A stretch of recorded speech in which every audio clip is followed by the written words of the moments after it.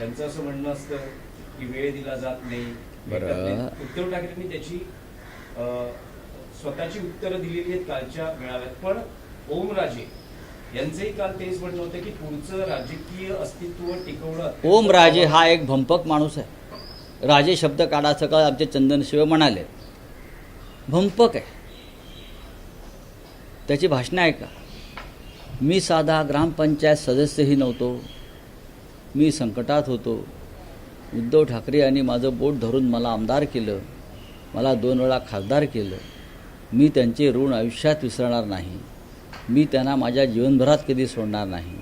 आणि मी जर त्यांना सोडलं तर धाराशिवच्या जनतेने मला जोड्याने मारावं असा हा माणूस.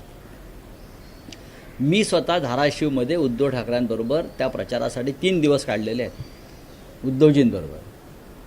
उद्धवजींनी लोकसभा प्रचारात 94 सभा घेतल्या. बाहेर पडले नाहीत म्हणून घेतल्या का? 94 सभा घेतल्या. लक्षात घ्या. कोणी घेतल्या एवढ्या सभा? कोणासाठी? चिन्ह आणि पक्ष जाऊनसुद्धा 9 खासदार निवडून आणले. 10वी जागा आमची चोरली शिंद्यांनी. फोन केला त्या वंदना सूर्यवंशीला, रिटर्निंग ऑफिसर, आणि म्हटलं निर्णय जाहीर करून टाक, रिकाउंटिंगची गरज नाही. ती बाई पण दलाल होती. तिने आदेश ऐकला नाही. ती जागा आमची आहे.